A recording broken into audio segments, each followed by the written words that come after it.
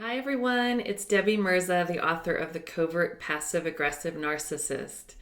So today I'm going to talk to you about 7 common reasons why you might be hesitating or struggling with the idea of leaving or divorcing your spouse or partner who is a covert narcissist. And these come from my clients, from YouTube comments, from Facebook comments, people who are writing me and saying, this is what I'm struggling with. And so you might be going through the same thing.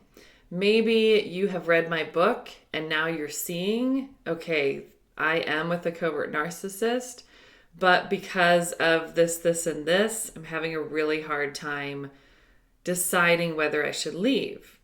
And I'll say up front, I would never tell someone what to do. This is 100% your decision and your responsibility as to what you decide to do with your life. But I understand when you're with a covert narcissist, it's really hard to think clearly and see things clearly. So I think this will really help. I think many of you will relate to these struggles. So the first one is, I hear a lot of people saying, but he seems to be changing, or she seems to be changing. She says she's going to go to counseling, and he says he now sees where he's, not been kind, and has done things, has been insensitive and has said cruel things. And so then you're like, oh, I've put so much into this relationship and in this marriage. I don't want all that work to go to waste. So here's the thing I will say about that. What you need to look for, it is possible for someone to change, but I will say it's really, really uncommon for a narcissist to change because they don't think they have a problem. And none of us can change anything if we don't recognize that we have an issue that we need to work on. So what I would say is a lot of times this is hoovering, where they're trying to get you back, and they know what works for you, and they will speak your language, whether you talk in a spiritual or religious language or a therapy language or a feelings language. They will talk in the way that they know works for you. And the biggest thing to notice is their actions, not their words. Don't buy into the, I'm going to get help, I'm going to change. Because it's easy to believe it because you love them and they're coming across so convincing. But I would say the biggest thing is watch their actions over time. Are they really changing? Are you feeling, if someone's really changing, you should feel validated. You should see their actions are more loving. They should not be saying demeaning and devaluing and cruel things anymore. So really pay attention to their actions. Number 2, finances. A lot of people are very fearful, especially, if you're not the main income earner in the family. This is a really scary thing. How am I going to support myself? How am I going to support me and my kids? I totally get that. And I would say, first, I would suggest make an appointment with an attorney just to gain education. Tell them, I want to leave my spouse, but I'm scared. I'm not going to be able to make it on my own. Can you just show me what is the law? What am I entitled to? What will the situation look like if I do decide to pursue this? Information is so helpful, and that might decrease your stress because you might be going in all directions with your thoughts as to, how you think your future might go, and you might not have the accurate information that you need. The other thing is I would reach out to close friends or family whoever's not a covert narcissist in your life, and just tell them, this is what I'm thinking of, and I'm scared. I don't know how I'm going to do it, and see, like, a woman I know right now has left, and she wasn't given any money while going through the divorce. And so right now she's staying with friends, that said, hey, crash at our place till you figure things out. And she's figuring things out along the way. And she's really happy. I have to say, like, that sounds like really difficult, but just not being with the abusive person she was with for a long time, she feels so much lighter. So find out information and ask friends, would you be supportive? Number 3, children. This is a big one. So if you have kids with the covert narcissist, a lot of us go through, oh my gosh, what am I doing? If I file for divorce, I am the one that's destroying a family. I am the one that is putting my kids in a really difficult situation. And then all our lives, we've grown up with these statistics, like how difficult it is, how difficult divorce is for kids, and how much more harmful it is, to go through a divorce than to stay in to have parents that, stay together. So all this plagues us, and we feel so much guilt and shame. Here's what I'll tell you about that. It's how am I going to put it? In many ways, you are helping your children. If you're in an abusive situation, you are helping your children by leaving and taking them out of that situation.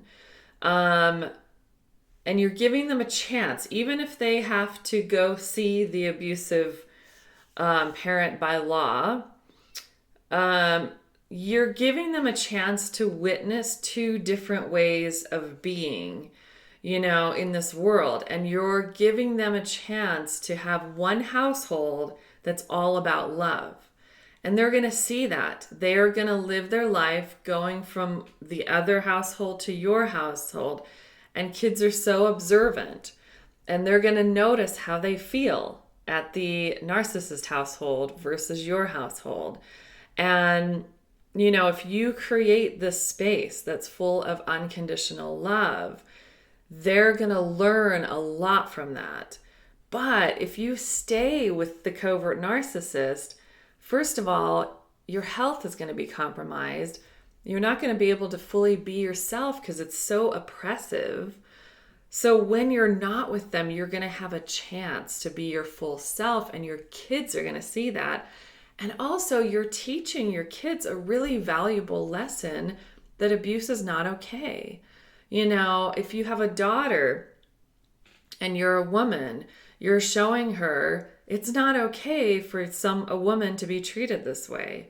If you're a man, you're teaching your son, this is not okay to take. And you're also teaching your kids, this is not okay for you to treat someone like this. So those are my thoughts on that might help you with the whole struggle of your children. Okay, hope that helps. Okay, so another reason, number 4, is you don't just think you deserve any better. What happens is we get so used to this way of being treated and so demeaned and devalued, we don't even think we deserve any better. And what I would say to you, if that's how you feel, first of all, it's completely untrue. And anyone who makes you feel that way is not coming from a place of love. It's the direct opposite. What I would say to you is really work on self-love. Do whatever you can to change how you treat yourself and make it all about love. And the more you do that, the more you're going to get used to that, and the more you're going to see how valuable and worthy of love you are. Okay, let's see. Number 5. I've had some a woman just recently, it's like, well, it could be worse. It's tolerable. No marriage is perfect. Okay, here's what I'd say to that. If you're feeling this, one, you've lost perspective on what a healthy relationship is. Yes, there are issues in all relationships, but if you're in a relationship that is draining you, you're not feeling good about yourself, your self-esteem is low, you're confused all the time, that's not okay. That is not your typical relationship issues. That is a sign you're with someone who is manipulating and abusing you emotionally and psychologically. So that's where you need to realize that you deserve so much better. I think this also ties into the whole deserving thing. Okay, number 6. I also hear from a lot of people in the Christian faith that say, this is really difficult for me. I'm struggling with this because the Bible says, you can divorce if there's adultery, but other than that, you can't. And God hates divorce, and I've got to work on this. And I really get where that's confusing. I will say, full disclosure, I used to be a Christian, and when I was really dedicated. I actually went to Bible college for a few years. I was like deep into the Bible, and I've studied it a lot. I'm no longer a Christian. That's weird to say. I've never actually said that publicly. And that takes a lot of courage. For those of you who have come out of certain faiths, it takes a lot of courage to say that. So I'm with you there if you're there. I also have a lot of friends and family who are solid Christians. I actually grew up in a missionary household, so it was, I was immersed in it. So I'm pretty educated on that subject.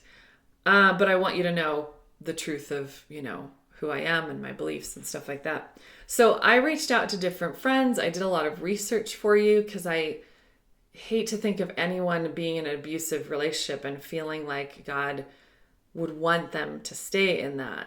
So what I'm going to do, I'm going to post an article I found online that I thought was really good. And this person, I don't know them, so I can't really endorse it, but I really was impressed with the way they explained it in the article. I think you'll find it really freeing, and you'll see, I think it'll really help. And this person looks like they've also written a book about this subject. So if this is what you're struggling with, I think you'll find answers here that will really help.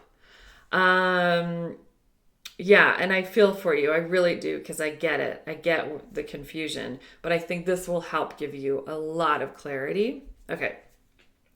The final one, number 7, is I don't have the strength. This is overwhelming. I've just found out, I'm just realizing the truth of this person, the thought of going through a divorce, and I have kids, and maybe they're young, or whatever your situation, the thought of divorcing or leaving is overwhelming. What I would say is be gentle with yourself. Take baby steps. Really listen to, what can I handle? Maybe all you can handle right now is just educating yourself. That's step 1. And don't worry about having to make steps, of action. And then just baby steps. Maybe, like I said before, meet with an attorney and just ask, what would this look like? So let it be, listen to what you can handle and go with that. Because there's a lot of trauma with all these relationships. So I would say be incredibly kind and just listen to what you can handle. So I hope that's helpful. I'm sending you so much love. This is definitely a challenging thing, but I promise you, keep healing, keep living with so much self-love and kindness, and things will get better.